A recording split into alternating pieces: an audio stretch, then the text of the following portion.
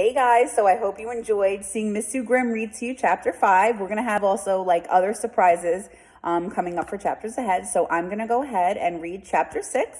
Just want to say that we are granted permission by Gordon Korman, the author of the book and Recorded Books, to post this. So credit goes to them. We are now on chapter 6, and the title of this is Brendan Espinoza. So we're kind of going back and forth between Brendan and Chase right now, and we're going to see how, their relationship is going to develop and unfold. So this is a good chapter. Brendan Espinoza.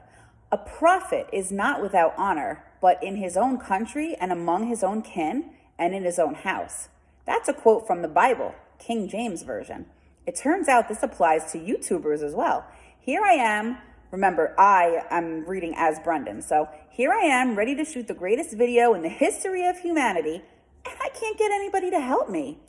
Come on, you guys, I plead with my fellow vidiots, members of the Hiawatha Middle School's video club. You can't all have dentist appointments. It's against the laws of probability.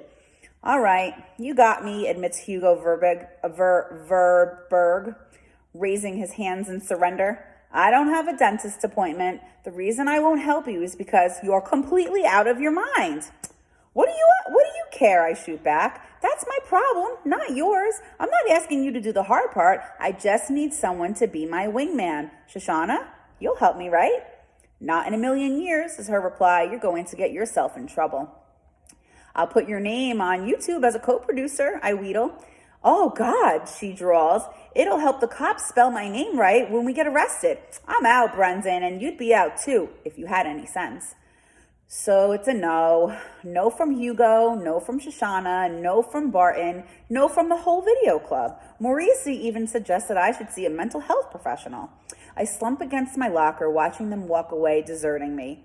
Where's the loyalty? Where's the club spirit? Where's the fire of creativity? The betrayal stings, but mostly I hate to miss out on this idea. It could be the next thing that goes viral, but it can't go viral if it never gets made. I look around the crowded hall, kids loading up backpacks for dismissal. Do I know anybody?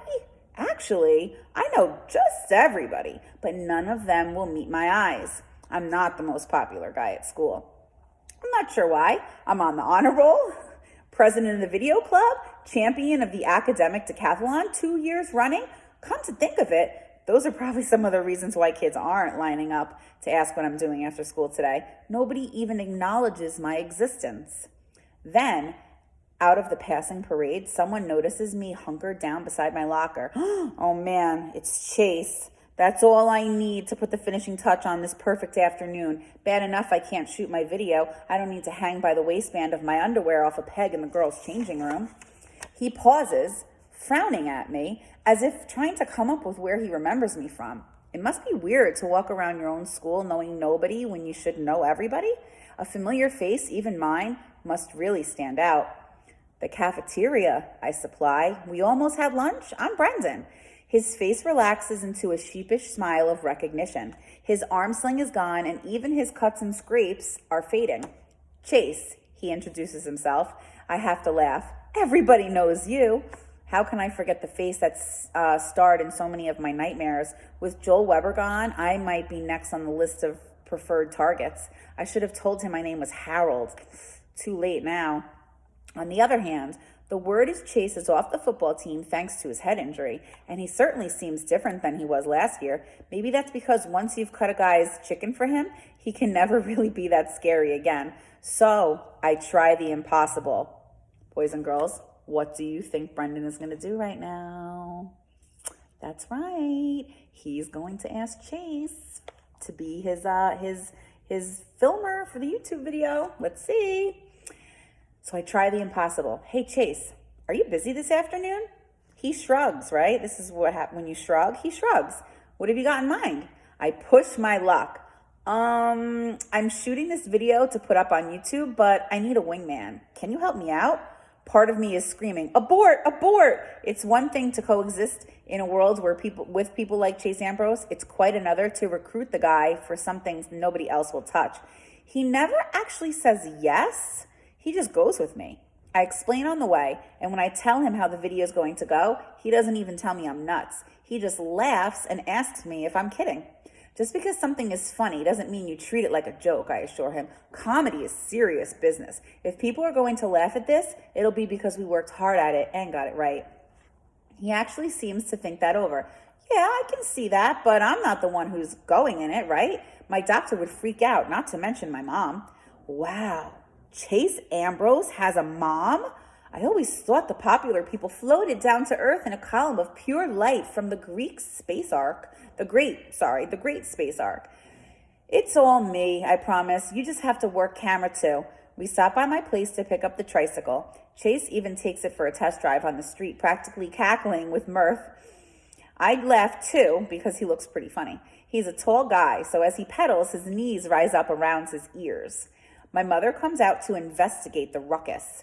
When she sees who I'm with, she's practically ready to dial 911. I can't really blame her. When the Chases of the world hang out with me, it usually means I'm about to be dangled by my feet out of a high, high window. It's fine, Mom, I soothe her. Chase is helping me on my video project. Good to meet you, Chase introduces himself politely. She's tight-lipped. Oh, we've met.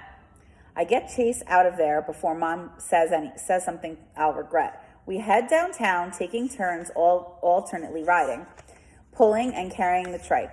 Our destination, the shiny bumper car wash on Bell Street.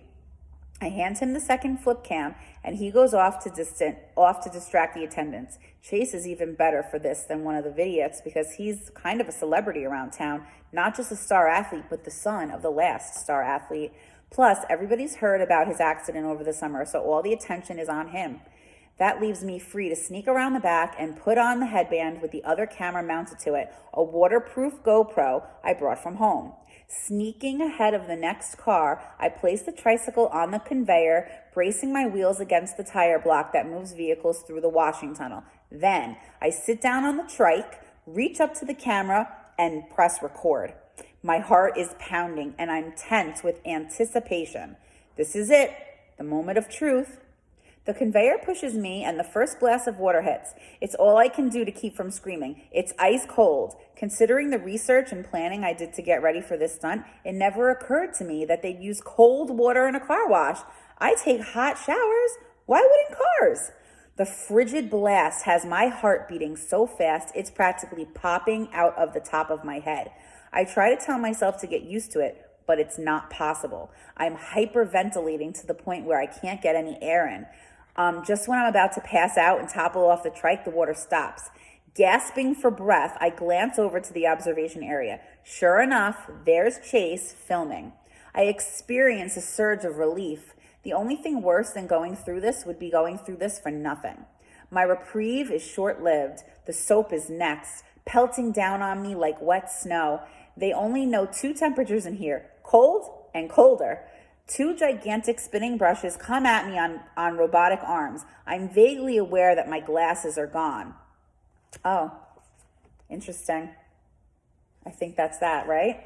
I'm vaguely aware that my glasses are gone. That's not important, though. I reach up and confirm that the GoPro is still strapped to my head. Out of the corner of my eye, which stings now from the suds, I see that Chase is still following along. He's hysterical with laughter, but the camera's steady in his hands, and that's the main thing. The rinse cycle is next, more hyperventilating, followed by a blast of wind that threatens to hurl me off the tricycle. Actually, it's great. It's the dryer, and it's hot. Even better, it means I'm coming to the end. There should be light at the end of the tunnel, but I can't make out much. I lost my glasses when the brushes did their thing. When the door lifts, I pedal out of there, nearly running over Chase. He never stops filming, not even when the manager turns off the machinery and comes to chew us out. Very stupid, Ambrose, he yells. Is this your idea of a joke? You could have gotten him killed, you know. This isn't the first time you've put people in danger in this town. I'm surprised you didn't have a few cherry bombs left over. I'm calling the cops. It isn't Chase's fault, I managed to croak. It's mine. I have very little strength left, but I have to speak up. The whole thing was my idea. It's my video project. I talked Chase into helping me. Brendan? The manager squints at me. I guess I'm not that easy to recognize, soaking wet and half dead and my skin all slimy. I think I got a wax treatment in there somewhere. Is that you? Why would you do such a crazy thing? I'm the president of the video club at Hiawatha Middle. I supply. Adults always cut you more slack if they think something is for a school project. It does the trick, especially when I promise to put an ad for this shiny bumper on the club's yearbook page. Sure, I get yelled at, but at least no one is talking about calling the cops anymore. The manager even sends one of his employees into the mechanism to rescue my glasses, which are undamaged except for a small crack in the right lens. Oh yeah, that's it. That's the right lens right there. We head back to my place. I'm riding the trike, most likely because I'm too weak to stand. Chase carries the precious cargo, the 2 cameras with the footage on them. Sorry, Chase, I mumble, contrite. I didn't mean to get you in trouble. He cocks an eyebrow. Looks more like you got me out of trouble. All I did was tell the truth. The whole thing was my idea. That guy was ready to have me arrested, he insists. Well, I tell him, that's mostly because of your reputation. Oops. That is your old reputation, for stuff you probably don't even remember doing. In my depleted state, I'm not thinking straight. I'm digging my grave with my mouth. He shakes his head. My reputation wasn't what made the difference. That was all yours. You must be somebody pretty special around here to get that kind of reaction from a guy who runs a car wash. I'm blown away. My record as a nerd and goody two-shoes never seemed like much to me before, but for sure, it didn't compare to Chase's athlete, bad boy, big man on campus. But it was my reputation, not his, that got us out of a jam back there. At my house, we managed to sneak upstairs without Mom getting a look at her baby boy in such a state of disrepair. I'd never be able to convince her that Chase didn't do it to me. A bully palooza where I was half drowned in the river and had my glasses smashed by a ball pen hammer. I can barely bring myself to take the time to change out of my wet clothes. That's how anxious I am to see the footage we shot. I keep expecting Chase to lose interest and take off, but he hangs around and it starts to sink in that he's just as into it as I am. We watched the video from the GoPro first. It's pretty insane. A blizzard of flying foam and torrents of water and a lot of whimpering I wasn't aware of at the time. I might have been trying to yell for help, but I couldn't form actual words. I was also thrashing around more than I remember. It's a miracle I stayed on the trike. The best part is when the brushes come. It's as if I'm being attacked by 2 whirling monsters from where the wild things are. Next, we play Chase's footage from the viewing area next to the washing tunnel. There I am, clinging to the tricycle like it's the only thing keeping me from floating away into outer space. When the freezing cold water hits, my entire body rips, belly dancer style, only at triple speed. And when the powerful dryer's on, you can actually see my skin pushed up against the bone structure of my skull. It's pure gold. And I have to say that a lot of the credit for that goes to Chase. He's got a real knack for camera work. We laugh until we're falling over each other. It's definitely more fun to watch it than it was to go through it in real life. I showed Chase how to piece the video together on the computer, intercutting footage from both cameras for maximum effect.